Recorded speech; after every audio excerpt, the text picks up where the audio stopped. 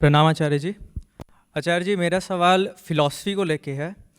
आप अद्वैत वेदांत को बहुत ज़्यादा महत्व देते हैं, तो हम ये जानना चाहते हैं कि उसमें वो क्या खास बात है जो द्वैत वेदांत, सांख्य, योग या फिर वेस्टर्न फिलोसफर्स जैसे कि फ्रेडरिक नीशे या फिर कर्कगार्ड की फिलॉसफी में नहीं है। मैं सांख्योग को भी बहुत सम्मान देता हूँ, नीत्शे को भी कहता हूँ सब लोग पढ़ो भाई।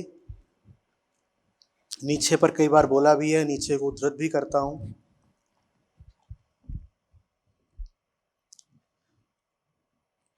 दर्शन गलत कोई भी नहीं होता, बात यह है कि सबसे पैना कौन सा है।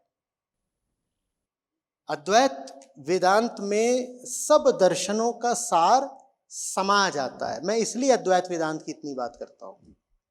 आपने जो प्रश्न पूछा उसमें यह भाव निहित है, जैसे अद्वैत वेदांत और सांख्य में कोई विपरीतता हो, कोई परस्पर विरोध हो, नहीं, वो बात नहीं है।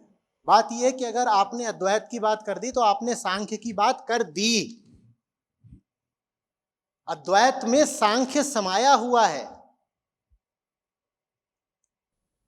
आप जब तापत्रय की बात करते हैं, वो वेदांत में कहां से आ गया? सांख्य से ही तो आया है।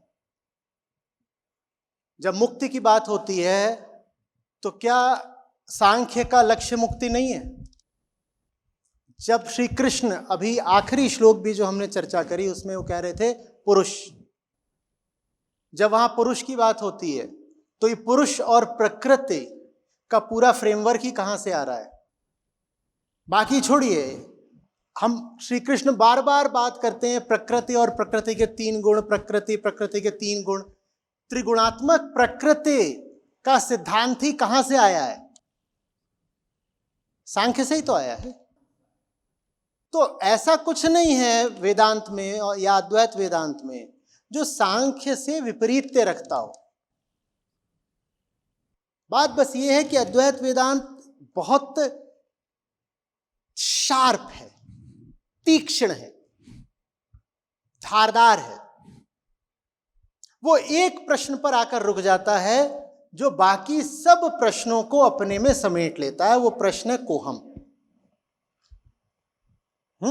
तो इसलिए मैं कहता हूं कि 100 बातों की एक बात, आप सीधे वेदांत पर और वेदांत में भी अद्वैत वेदांत पर आ जाओ। जब मैं वेदांत बोलता हूं तो उससे मेरा आशय ही अद्वैत वेदांत है, क्योंकि वेदांत के अद्वैत के अलावा बाकी जितने भी तरह के भाष्य हुए हैं और वो सब आधे अधूरे हैं या उतने ऊंचे नहीं हैं जितना कि अद्वैत। ठीक है, तो इसमें ऐसा नहीं है कि अलग अलग दर्शन है जो आपस में लड़ भिड़ रहे हैं। बात इसमें ऐसी है कि अगर आपको 15 बात की एक बात कहनी है तो वो बात कौन सी होगी? वो बात होगी अद्वैत वेदांत, और कुछ नहीं है ऐसा। अब पतंजलि का योग है, आज से 4 या 5 साल पहले हम उस पर भी एक पूरी श्रृंखला कर चुके हैं, एक एक श्लोक को लेकर के। अगर कभी समय मिला तो हम बात न्याय की, वैशेषिक की कर लेंगे। ये दोनों, इनका जोड़ा भी चलता है इकट्ठे। लेकिन जब आप वेदांत की बात करते हो तो आपने आखिरी बात कर दी, आखिरी बात कर दी। अब उसके बाद बाकी बातें आपको रुचि के लिए करनी है, आप कर सकते हैं, कोई हानि नहीं है उसमें। समझ में आ रही है बात? ये 2 बातें दर्शन के बारे में साफ साफ समझनी जरूरी है। पहली बात, उसमें मान्यता नहीं होनी चाहिए। अगर कोई कहे दर्शन और दर्शन के नाम पर वो अपनी कहानी सुनाने लग जाए तो उसको दर्शन नहीं बोलते हैं। दर्शन का अर्थ ही होता है कि आप जो कुछ बोल रहे हो वो प्रामाणिक होना चाहिए। दर्शन में सबसे पहले जो चीज आती है होती है ज्ञान मीमांसा, एपिस्टेमोलॉजी, कि भाई आप जो बात बोल रहे हो हम मान कैसे लें कि वो बात सही है? प्रमाण क्या है? प्रमाण क्या है? कोई आपसे बातें करे और आप उससे कहें कि प्रमाण बताएं, और प्रमाण बोले प्रमाण बस यही है कि मान लो क्योंकि हम कह रहे हैं। मान लो क्योंकि हमारी किताब में लिखा है, तो उसको दर्शन नहीं बोलते। फिर कुछ और बोलना हो बोल लीजिए, आपको उसका मानने का माने मान लीजिए, पर यह बोल के मत मान लीजिएगा कि यह दर्शन है। दर्शन का आधार ही तर्क होता है, दर्शन का आधार मान्यता नहीं होती, विश्वास नहीं होता। कहीं कोई आपको कोई बात बताए और आपको वो एक ही कारण दे उस बात को स्वीकार करने का, और वो कारण क्या है? मैंने मान लिया, मैंने मान लिया, या कि तो तुम भी मानो, मैं मानता हूं तुम भी मानो, तो ये बात फिर मानने योग्य नहीं है। उसको फिर आप धार्मिक विश्वास बोल सकते हैं, वो दर्शन नहीं हो गया। बात समझ रहे हैं?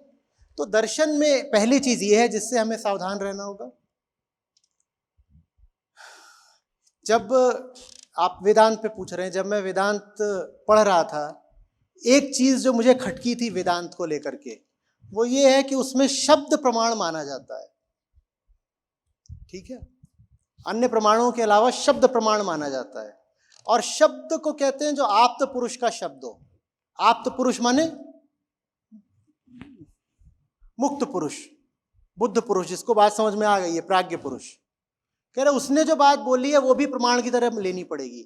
यहां मैं अटक गया था और मैं यहां बहुत सालों तक अटका रहा, क्योंकि शब्द प्रमाण का क्या मतलब हुआ? मैं कहा मैं फिर तो मेरी दृष्टि में जो आप्त पुरुष हुआ, मुझे उसकी बात माननी पड़ेगी, ये तो मान्यता हो गई, ये तो मान्यता हो गई, तो मैं उसको स्वीकार ही नहीं कर पाऊं। बहुत बहुत सालों तक मैं वेदांत को स्वीकार ही नहीं कर पाया, क्योंकि वो शब्द प्रमाण की बात करता था। और शब्द प्रमाण का अर्थ होता है कि वेद में, वेदांत में जो कुछ भी लिखा है वो सही है सिर्फ इसलिए क्योंकि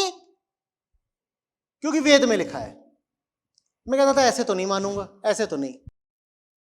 फिर और साल बीते, और साल बीते, और मैंने ये देखा कि शब्द प्रमाण का उपयोग करने की जरूरत ही नहीं पड़ रही है।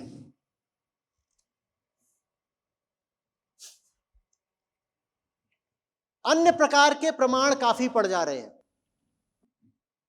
मेरे पास तर्क है, मैं अनुमान लगा सकता हूं, मैं अनुभव से बात कर सकता हूं, बाकी प्रमाण ही पर्याप्त पड़ जा रहे हैं। वास्तव में कभी ये मानने की नौबत ही नहीं आ रही है कि ये चीज सही है क्योंकि ऋषि ने बोली थी। नहीं नहीं नहीं, उन्होंने इतना समझा करके बोल दिया है कि अब समझ काफी है, मान्यता की कोई जरूरत नहीं है। जहां मान्यता की जरूरत न रह जाए वही दर्शन है। जहां बस ये कह दिया जाए कि मान लो कि ऐसा ऐसा है, ये है वो है, इतने तरह की तो कहानियां होती है ना, बाप रे बाप, उसको दर्शन थोड़ी बोलते हैं। तो इन चीजों से बचिएगा। धर्म के आधार में दर्शन होना चाहिए, और दर्शन में जो चीज बिल्कुल नहीं होनी चाहिए वो है मान्यता। मान्यता हमेशा बोल के नहीं आएगी कि मैं तो मान्यता हूं। मान्यता अक्सर ये कह करके आती है कि मैं तो सत्य ही हूं, छुप छुपा के बहुत आती है। वहां टटोलिए, खोजिए कि कहीं सत्य या तथ्य के नाम पे कोई अपनी मान्यता तो नहीं परोस रहा। तो एक ये चीज है जिससे बचना है। दर्शन जो कि मान्यताओं में चलता है वो दर्शन नहीं होता।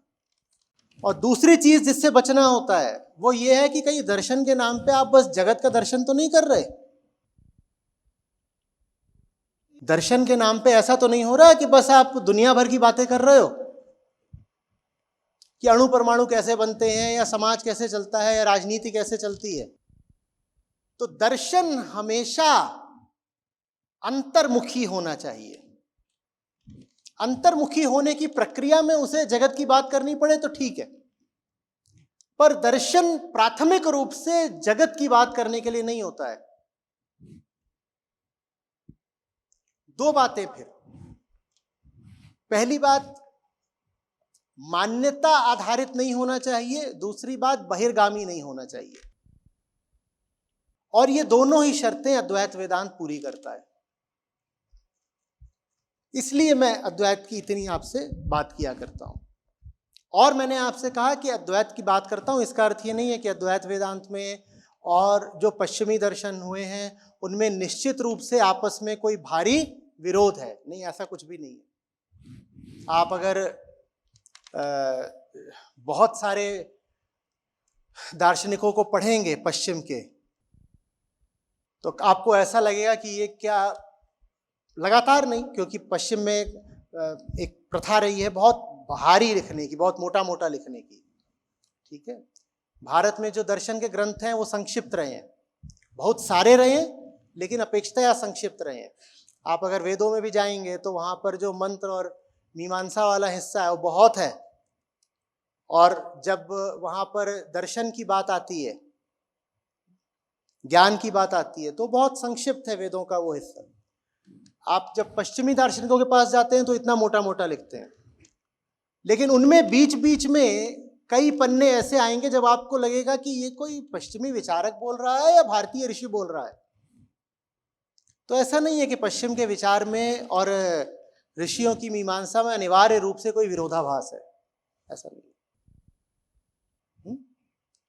और कुछ सफाइयां हैं जो अद्वैत वेदांत में ज्यादा देखने को मिलती हैं, तो इसीलिए बाकियों की अपेक्षा मैं अद्वैत वेदांत को प्रमुखता देता हूं। बस इतनी सी बात है।